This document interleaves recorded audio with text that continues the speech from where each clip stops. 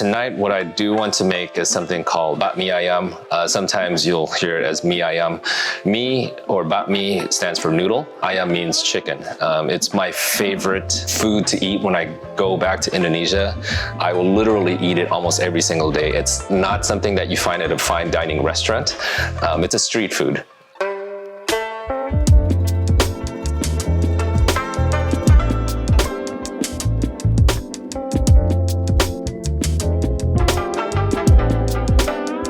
My name is Frankie Handra. I've been here in America since '85. I came over from Indonesia. I was born in the city of Jakarta.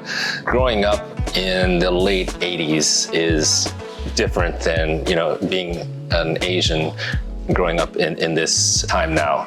It was predominantly white, having to adjust to the culture that's not accepting of Asian people quite yet, as it is right now. The foods was also a big thing that were different.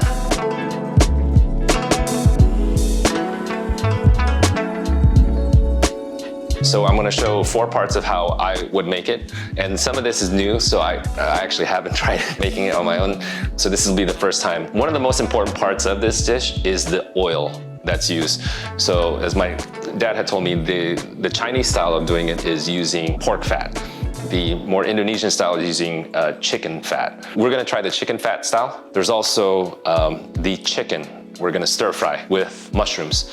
That's the second part. The third part is the broth, which I actually started making last night. So I kind of used the cheap method of the Instapot. And then the last one is the noodle itself. That's probably the hardest part to replicate. When my parents had the restaurant, we would actually make the noodles on our own out of flour. We'd have pasta makers and stuff like that. Instead, we have to just find, as close of noodles that you can find at the supermarket here. I think that's the hardest part. We're gonna put some oil in here. Trying to get the juices out of this into that oil. So the oil has kind of been infused. It's got a little taste to it, which is an important part of the dish. We're just gonna go ahead and put this in there and let it just cook.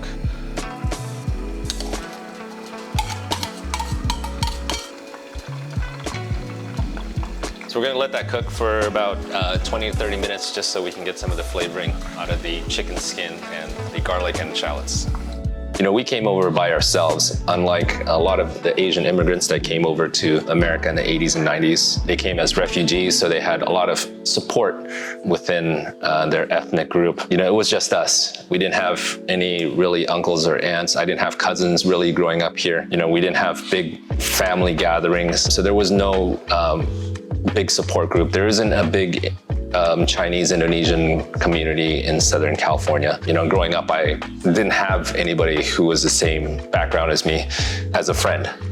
I think that's the hard part, is kind of relating to someone growing up in a foreign country for my parents to find like that support, just like it was for us.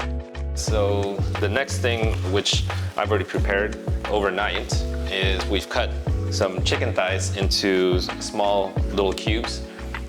You want to also dice the garlic, which I've already diced garlic. Now this is, I think they're called button mushrooms. It's not the typical mushrooms that you would find here. So what we're going to do is we're going to stir fry some of this right now.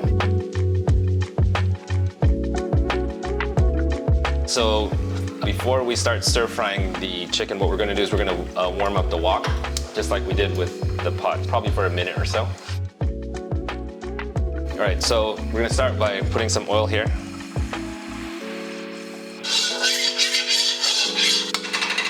And then we're gonna go ahead and put in this marinade, which again, you don't have to marinate. I just did it since I prepared a lot of this overnight.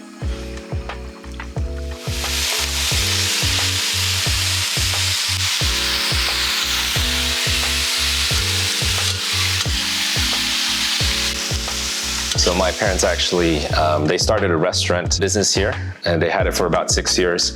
And it was Chinese Indonesian food. It was called Asian Deli. It was on Katala in the city of Orange. It is now a plumbing store. If you ever go see Beard and Crockett, that's where it was before.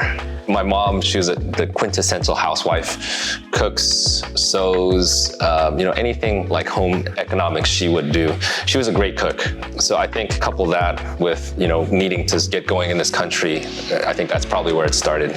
When we had the restaurant, I always asked her, "Can you please make this for me?" It was always a thing I wanted to eat, and it's like one of those, like, why would you want to eat that? It's just like a simple, but that's just something that I don't know. I'm a noodle guy, and I will always go to noodles, especially the dry noodle, which is what it is.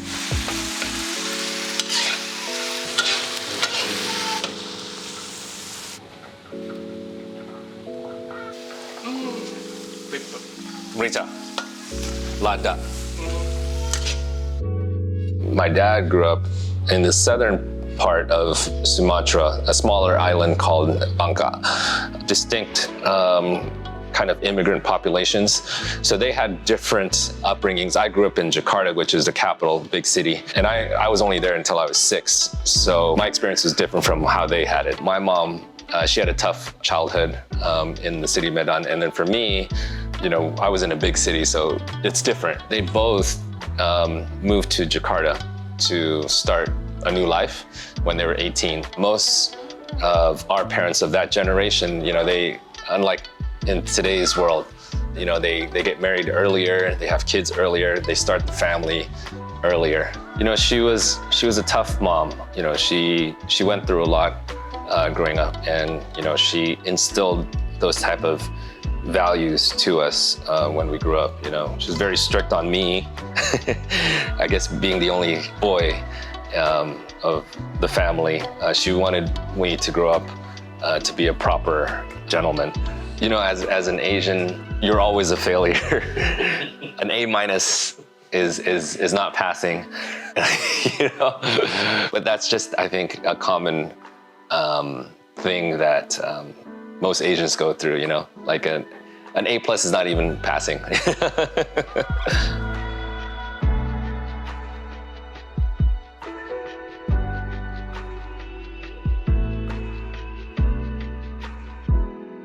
So we're gonna put a spoonful of this in each one. You can probably put 1 to 2. We're also gonna put a little bit of vinegar. Also, we're gonna put some soy sauce. On top of this, we're also gonna put a little bit of sugar as well.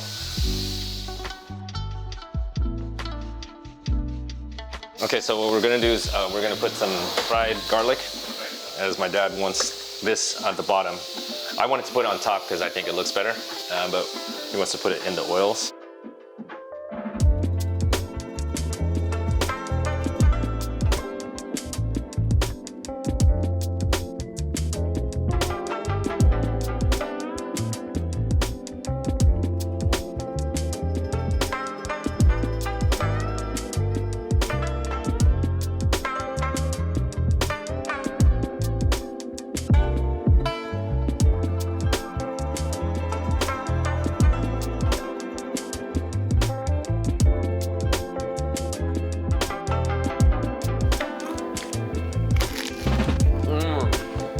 Well, How's it? it's only goodness.